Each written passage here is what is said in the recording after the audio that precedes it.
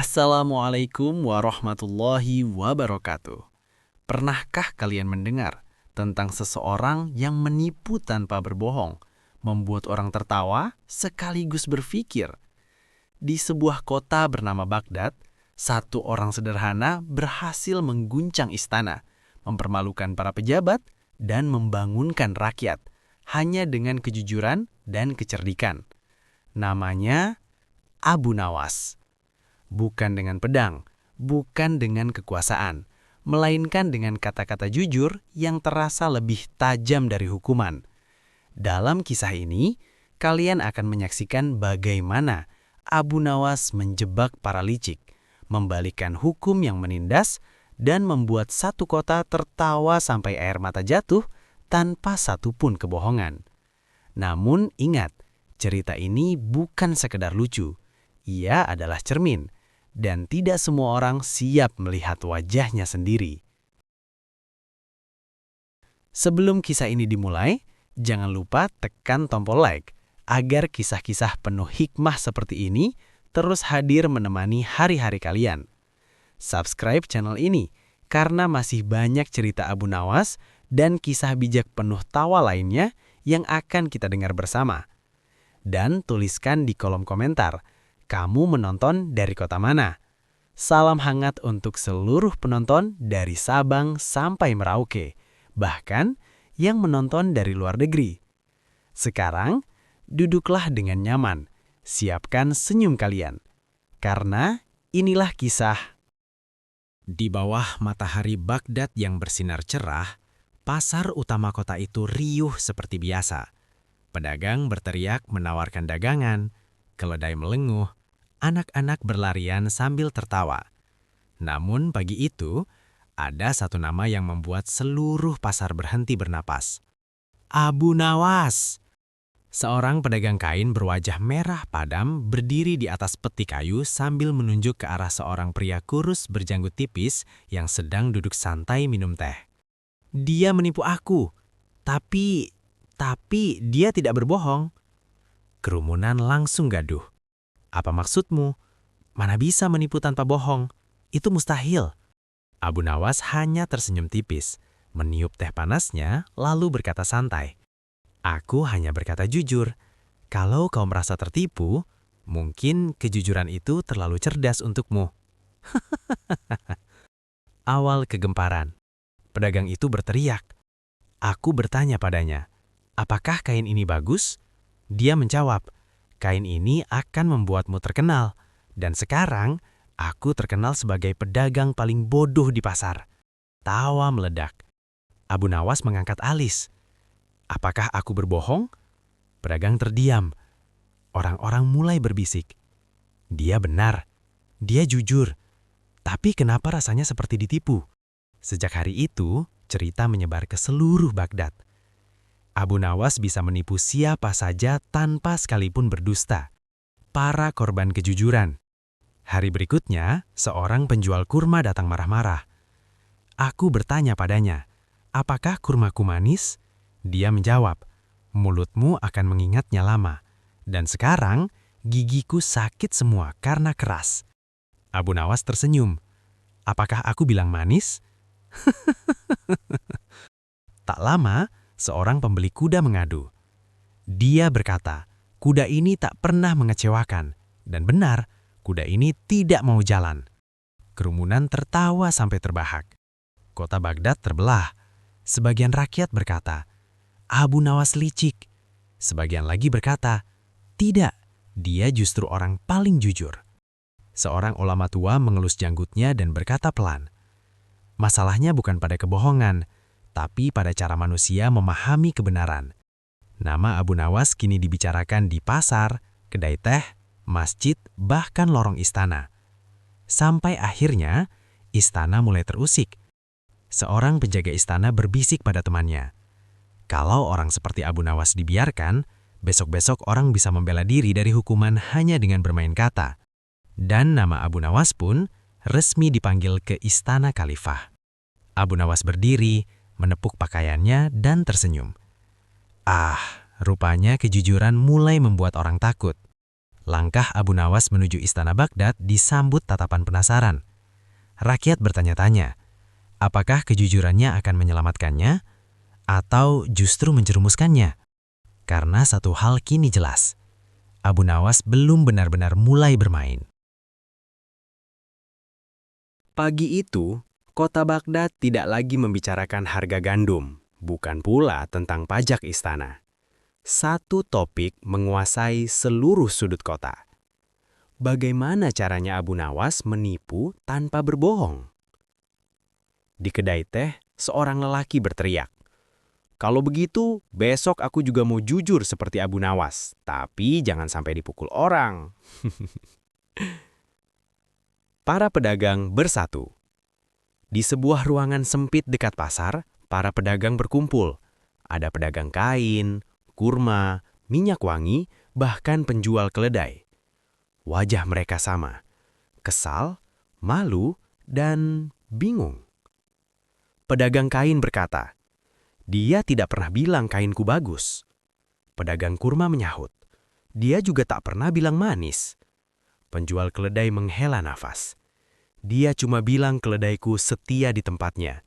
Dan benar, dia setia tidak mau pindah. Seorang pedagang tua berdiri dan berkata tegas, "Saudara-saudara, kita bukan ditipu uangnya. Kita ditipu oleh kalimat yang terasa benar, tapi menyakitkan." Semua mengangguk. Akhirnya diputuskan, Abu Nawas harus dihadapkan ke hakim. Di hadapan Hakim Baghdad, ruang sidang penuh sesak. Hakim terkenal dengan jenggot panjang dan suara berat duduk di kursinya. "Abu Nawas," katanya, "kau dituduh menipu rakyat. Apa pembelaanmu?" Abu Nawas membungkuk hormat. "Wahai hakim yang adil, tolong sebutkan satu kalimat kebohongan yang pernah keluar dari mulutku." Hakim terdiam. Pedagang maju satu persatu, menirukan ucapan Abu Nawas. Hakim mengernyit. Ini semuanya benar secara bahasa. Abu Nawas tersenyum. "Kalau bahasa saja masih jujur, bagaimana mungkin aku disebut pendusta?" Kerumunan mulai berbisik. Perang pertanyaan. Hakim mencoba menjebak. "Abu Nawas, apakah kau pandai?" Abu Nawas menjawab santai, "Aku sering keliru, Yang Mulia." Hakim tersenyum puas. "Nah, kau mengakui ketidakpandaian." Abu Nawas menyelah. Orang pandai tahu bahwa dirinya sering keliru. Orang bodoh yakin dirinya selalu benar. Tawa meledak. Hakim memukul palu. "Diam!" Namun bibirnya bergetar menahan senyum. Ulama ikut turun tangan. Seorang ulama terkenal maju. "Abu Nawas, kejujuran itu niat. Bukankah niatmu membuat orang salah paham?" Abu Nawas menunduk hormat. "Wahai orang alim, jika seseorang salah paham karena pikirannya sendiri, apakah itu dosa lidahku atau pikirannya?" Ulama terdiam lama. Akhirnya berkata lirih, "Pertanyaanmu lebih berat dari jawabanku." Uji kejujuran terbuka. Hakim mengumumkan, Abu Nawas akan diuji di depan umum. Jika ia sekali saja berbohong, ia akan dihukum. Kerumunan bersorak. Seorang pemuda maju. "Abu Nawas, apakah aku tampan?" Abu Nawas menatapnya lama, lalu berkata, "Ibumu mencintaimu tanpa syarat." Pemuda itu tersenyum kaku. "Aku, terima kasih." Seorang wanita bertanya, "Apakah aku cantik?" Abu Nawas menjawab, "Cermin tidak pernah protes melihatmu." Hakim makin terdesak. Hakim berbisik pada ulama, "Dia seperti belut, licin tapi bersih." Ulama mengangguk. "Masalahnya, dia jujur, terlalu jujur." Akhirnya hakim berkata keras, "Abu Nawas, jika semua orang meniru caramu berbicara, dunia akan kacau." Abu Nawas menjawab pelan, "Atau dunia akan belajar berpikir sebelum percaya." Sidang ditunda. Namun kabar menyebar lebih cepat dari angin. Khalifah sendiri mulai memperhatikan Abu Nawas. Di lorong istana, seorang pejabat berbisik, "Besok Dia akan diuji oleh orang-orang paling pintar di negeri ini. Abu Nawas tersenyum kecil. Semoga mereka juga jujur. Istana Baghdad pagi itu berbeda. Biasanya tenang, berwibawa, penuh tata krama. Hari itu tegang. Para menteri berdiri berkelompok. Ulama istana duduk dengan wajah serius. Para cendekia membawa kitab tebal, seolah siap berperang. Bukan dengan pedang, tapi dengan akal. Dan di tengah aula luas itu, Abu Nawas berjalan masuk dengan langkah santai. "Apakah aku terlambat?" Katanya ringan. Aku sempat memikirkan jawaban untuk pertanyaan yang belum ditanyakan. Beberapa prajurit menahan tawa. Hadapan Khalifah. Khalifah Harun ar-Rasyid duduk di singgasananya. Tatapannya tajam, suaranya tenang. "Abu Nawas," kata Khalifah, "seluruh Baghdad tertawa karenamu dan sekaligus bingung karenamu." Abu Nawas membungkuk. "Tertawa adalah tanda hidup, wahai Amirul Mukminin. Bingung adalah tanda berpikir." Beberapa cendekia saling pandang. Tuduhan resmi. Seorang menteri maju. "Wahai Khalifah, orang ini menipu rakyat dengan kata-kata benar yang maknanya menyesatkan." Abu Nawas mengangkat tangan. "Izinkan aku bertanya, apakah pisau bersalah jika seseorang memegangnya terbalik?" Menteri terdiam. Ujian para cendekia. Khalifah mengangguk. "Baik, para cendekia, uji dia." Seorang cendekia muda berdiri.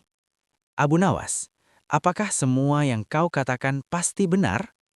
Abu Nawas menjawab tenang. "Benar menurut lidahku, belum tentu benar menurut harapanmu." Hiha. Cendekia kedua maju. "Apakah kejujuran bisa menyakiti?" Abu Nawas mengangguk. "Pedang menyakiti tubuh, kejujuran menyakiti kesombongan." Suasana makin panas. Jebakan logika. Cendekia tertua membawa kitab besar. "Jika aku bertanya, apakah kau akan menjawab pertanyaan ini dengan jujur? Bagaimana kau menjawab tanpa terjebak?" Kerumunan menahan nafas. Abu Nawas tersenyum. "Aku akan menjawabnya dengan menjawab pertanyaan yang kau maksud, bukan pertanyaan yang kau banggakan."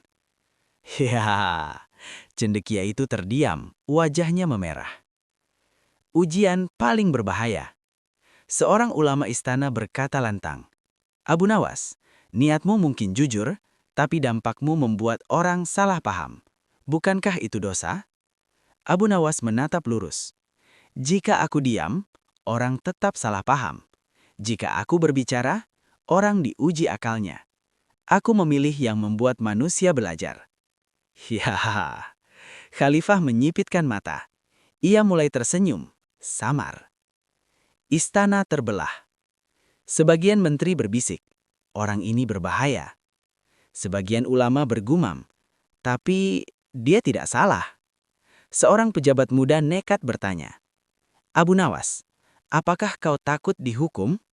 Abu Nawas menjawab pelan, "Aku takut pada kebohongan yang dianggap kebenaran, bukan pada hukuman yang jujur."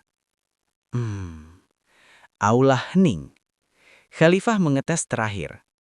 Khalifah berdiri. "Abu Nawas, jika seluruh Baghdad meniru caramu berbicara, apa yang akan terjadi?" Abu Nawas menjawab tanpa ragu. "Orang malas akan marah. Orang bodoh akan tersinggung. Orang cerdas akan tertawa." Khalifah tertawa keras. Seluruh aula ikut tertawa, meski beberapa wajah tetap tegang. Khalifah mengangkat tangan. "Cukup." Ia menatap Abu Nawas dalam-dalam. "Besok kau akan diuji bukan dengan kata-kata, tapi dengan perbuatan nyata di hadapan rakyat Baghdad." Abu Nawas membungkuk. Kejujuran paling sulit adalah saat ia harus dipraktekan. Ya, rakyat bersorak. Para musuh Abu Nawas saling pandang gelisah. Karena mereka sadar, Abu Nawas belum mengeluarkan jurus pamungkasnya. Pagi itu, alun-alun Baghdad berubah seperti lautan manusia. Pedagang meninggalkan lapak. Ulama menutup kitab. Anak-anak naik ke bahu ayahnya. Bahkan pencuri pun lupa mencopet, terlalu penasaran. Di tengah alun-alun berdiri sebuah mimbar tinggi. Di atasnya tergantung pengumuman besar. Ujian terbuka Abu Nawas. Menipu tanpa berbohong. Disaksikan seluruh rakyat Baghdad. Musuh-musuh siap menjebak. Para menteri dan cendekia berdiri di sisi mimbar, wajah yakin. Salah satu dari mereka berbisik. Kali ini dia tidak bisa lari dengan kata-kata. Yang lain menyeringai. Satu kota akan jadi saksinya. Mereka tidak tahu. Justru satu kota itulah senjata Abu Nawas. Abu Nawas naik mimbar. Abu Nawas melangkah naik, menatap ribuan orang. Ia tersenyum lebar. Wahai rakyat Baghdad, hari ini aku berjanji akan berkata jujur sepenuhnya. Dan siapapun yang merasa tertipu, silahkan marah pada dirinya sendiri. Rakyat tertawa. Seorang menteri berteriak, "Mulai!" Ujian pertama, harta karun terbesar. Abu Nawas mengangkat suara. Siapa yang ingin harta karun terbesar di Baghdad? Semua tangan terangkat. Abu Nawas berkata lantang, "Datanglah besok pagi ke rumahku. Aku akan memberi harta karun yang tidak bisa dicuri, tidak bisa habis, dan tidak perlu dijaga." Keramunan gempar. Para menteri tersenyum sinis. Besok dia tamat. Ujian kedua, obat mujarab. Seorang tabib istana maju.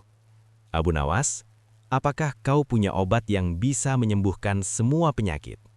Abu Nawas menjawab, "Aku punya sesuatu yang bisa membuat penyakit tidak betah." Warga bersorak. Tabib istana tersenyum licik. "Kita tunggu saja." Ujian ketiga, kebahagiaan. Seorang pejabat berteriak, "Bisakah kau membuat orang miskin bahagia?"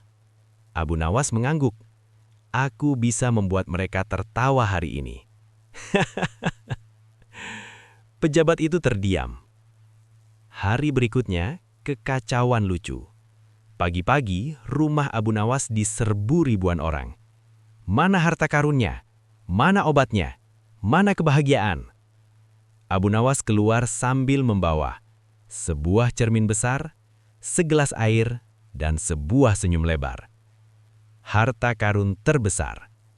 Abu Nawas menunjuk cermin. Inilah harta karun yang tidak bisa dicuri. Akal sehat. Selama kalian punya ini, kalian tidak miskin meski dompet kosong. Sebagian orang tertawa, sebagian lagi terdiam, tersindir. Obat mujarab. Ia mengangkat gelas air. Ini bukan obat, tapi kebiasaan minum air dan hidup sederhana membuat penyakit tidak betah. Tabib istana terdiam. Kebahagiaan orang miskin. Abu Nawas menunjuk keramunan yang tertawa. Lihat wajah kalian sekarang. Aku tidak berjanji membuat hidup kaya. Aku berjanji membuat hari ini ringan. Amarah para pejabat. Seorang menteri berteriak, "Ini penipuan!" Abu Nawas menoleh tenang. Apakah aku menjanjikan emas? Apakah aku menjanjikan ramuan ajaib? Atau kalian yang membayangkan sendiri? Keramunan mulai tertawa lagi. Kota Baghdad terguncang. Berita menyebar. Abu Nawas menipu satu kota, tanpa satu pun kebohongan. Anak-anak menirukan ucapannya. Orang dewasa menertawakan diri sendiri. Para ulama bergumam, ini pelajaran, bukan kejahatan. Di istana, para menteri berkumpul dengan wajah gelap. Salah satu berkata, "Jika ini dibiarkan, rakyat akan lebih percaya pada Abu Nawas daripada kita." Yang lain menyeringai dingin. Kalau begitu, kita uji dia dengan hukuman. Sementara itu Abu Nawas duduk santai, minum teh, bergumam. Jika kejujuran sudah membuat mereka marah, artinya aku hampir menang.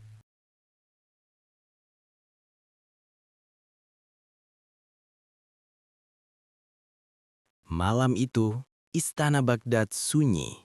terlalu sunyi untuk sebuah kota yang siangnya tertawa. Di ruang pertemuan tertutup, para menteri duduk melingkar. Wajah mereka keras. Tak ada tawa, tak ada senyum. Salah satu menteri memukul meja. Kita tidak bisa membiarkan orang ini terus mempermainkan kita. Yang lain berbisik. Dia tidak menyerang kita dengan kebohongan, tapi dengan akal. Rencana gelap istana. Seorang menteri tertua berkata pelan namun tajam. Jika kata-kata tak bisa menjebaknya, kita gunakan hukum. Semua mata menoleh. Besok, lanjutnya, kita tuduh dia menghasut rakyat, mengacaukan ketertiban, dan merendahkan wibawa istana. Yang lain tersenyum.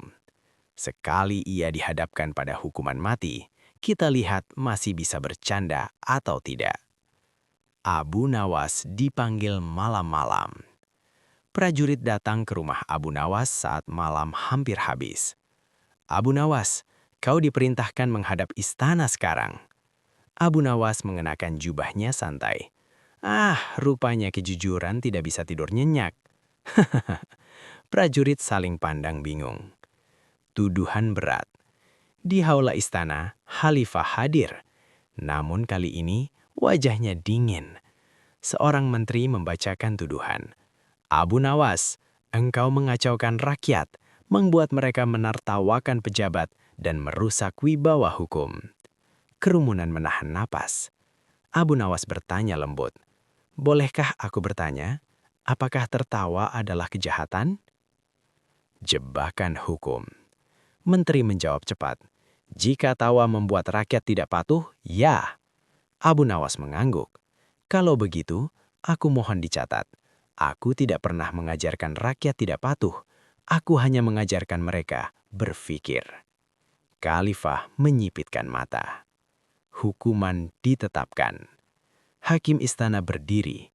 Jika terbukti bersalah, Abu Nawas akan dihukum penjara seumur hidup. Kerumunan terkejut. Abu Nawas tersenyum tipis. Seumur hidup siapa yang mulia? Hakim mengernyit.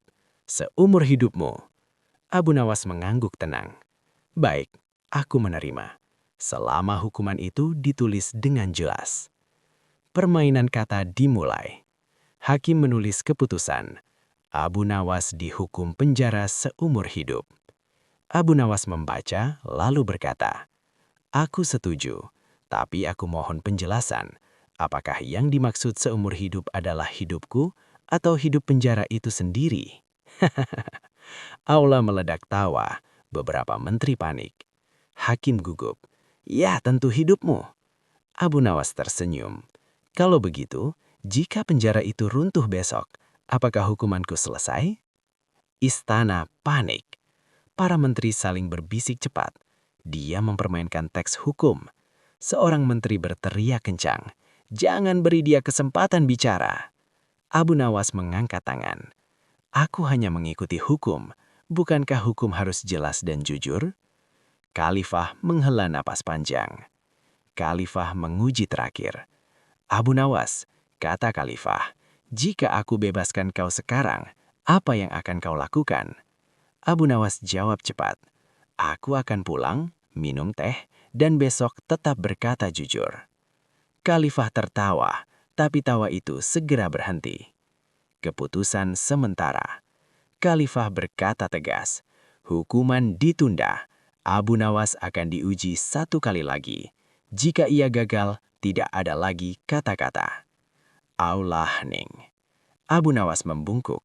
Aku siap. Kejujuran selalu siap diuji. Saat Abu Nawas keluar istana, seorang menteri berbisik penuh kebencian. Besok kita jebak dia dengan sesuatu yang tidak bisa dijawab dengan kata-kata. Abu Nawas tersenyum sendiri. Kalau begitu, aku akan menjawab dengan kenyataan.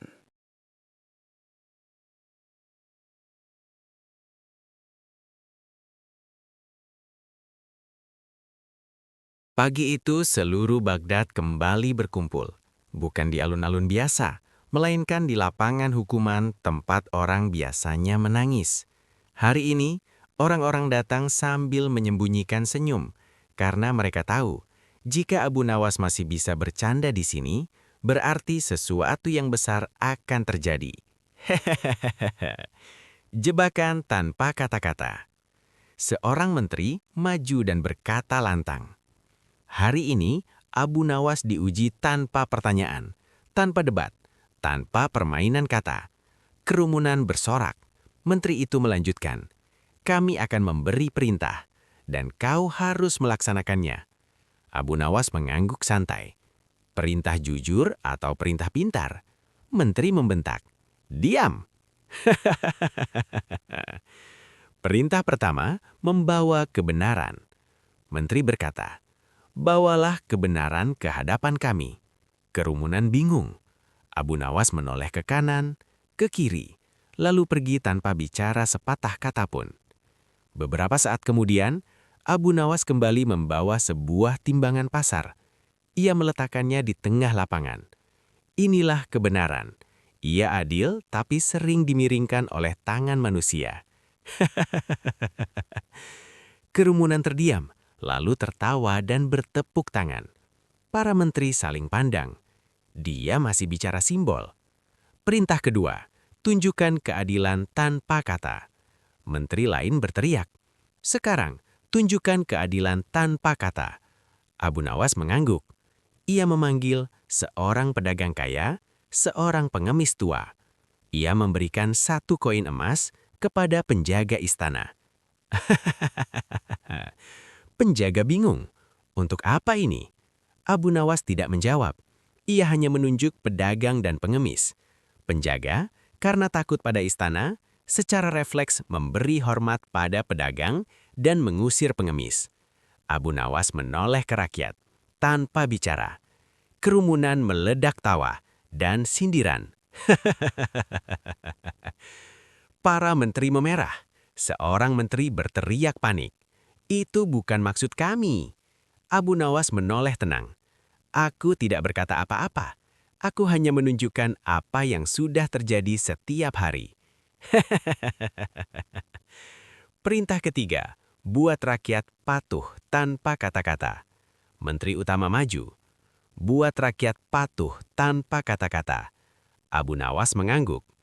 Ia naik ke mimbar, mengangkat tangan, lalu duduk diam. Tidak bicara, tidak bergerak. 1 menit, 2 menit. Ajaibnya, seluruh lapangan menjadi diam.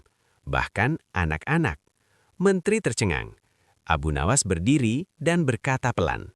Lihat, rakyat patuh bukan karena teriakan, tapi karena contoh. Serangan balik paling memalukan. Seorang menteri kehilangan kendali. Kau mempermalukan istana. Abu Nawas menoleh tenang. Bukan aku hanya memegang cermin. Khalifah yang sejak tadi diam, akhirnya tertawa terbahak-bahak. Keputusan Khalifah. Khalifah berdiri. Cukup. Seluruh lapangan hening. Hari ini, Abu Nawas tidak menjawab dengan kata, tapi dengan kenyataan. Ia menatap para menteri. Dan kenyataan itu tidak memihak kalian. Hadiah tak terduga. Khalifah berkata, mulai hari ini, Abu Nawas aku angkat sebagai cermin kejujuran istana. Kerumunan bersorak. Abu Nawas membungkuk. Hati-hati yang mulia, cermin tidak selalu menampilkan wajah yang ingin dilihat. Di sudut lapangan, beberapa menteri berbisik dengan wajah gelap. Jika rakyat terlalu mencintainya, kita akan kehilangan segalanya. Sementara Abu Nawas berjalan pulang, bergumam. Jika kejujuran sudah membuat mereka takut, berarti kebohongan mereka hampir runtuh.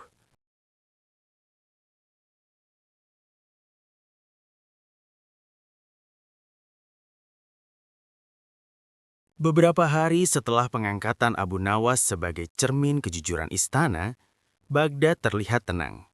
Terlalu tenang.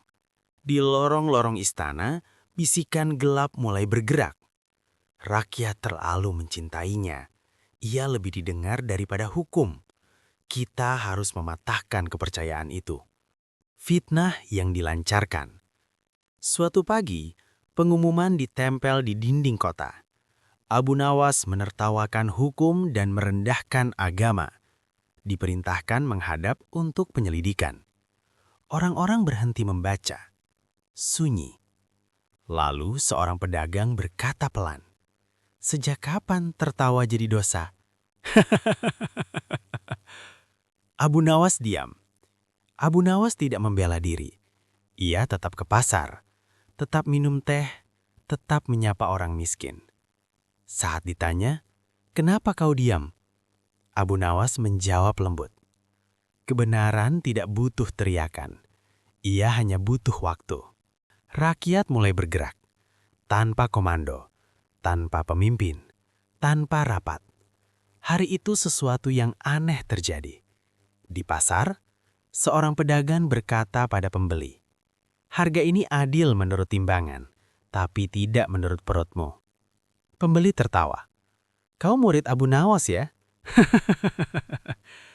Di kedai teh, pelayan berkata, "Teh ini panas. Kalau kau tersinggung, itu salah lidahmu sendiri." Protes paling lucu. Keesokan harinya, rakyat datang ke alun-alun. Mereka membawa cermin kecil, timbangan pasar, gelas air. Tidak ada teriakan, tidak ada spanduk. Mereka hanya berdiri diam. Pejabat panik. "Apa ini?" Seorang anak kecil menjawab polos, "Kami cuma mau lihat wajah kejujuran." Para menteri terdesak. Menteri utama berteriak, "Ini pemberontakan." Rakyat menjawab serempak, "Kami diam."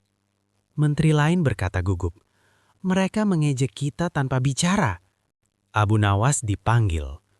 Akhirnya Abu Nawas dipanggil ke istana. Khalifah bertanya pelan, "Apakah kau menghasut rakyat?" Abu Nawas menggeleng, "Tidak, Yang Mulia. Aku hanya jujur di depan mereka. Sisanya, rakyat belajar sendiri." Momen paling emosional. Seorang pengemis tua maju ke depan istana. "Wahai Khalifah, orang ini tidak pernah memberiku uang, tapi ia membuat aku tidak merasa hina." Sunyi.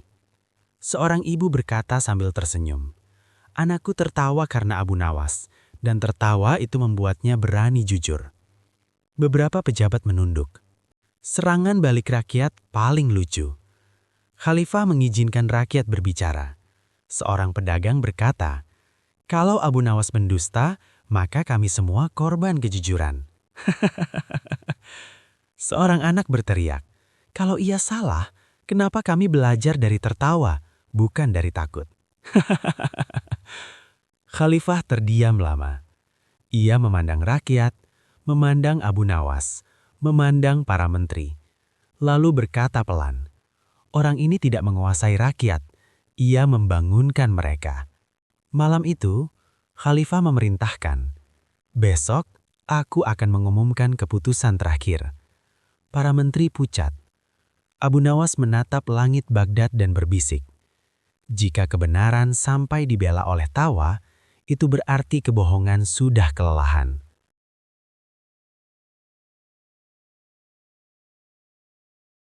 Pagi itu, seluruh Baghdad kembali berkumpul.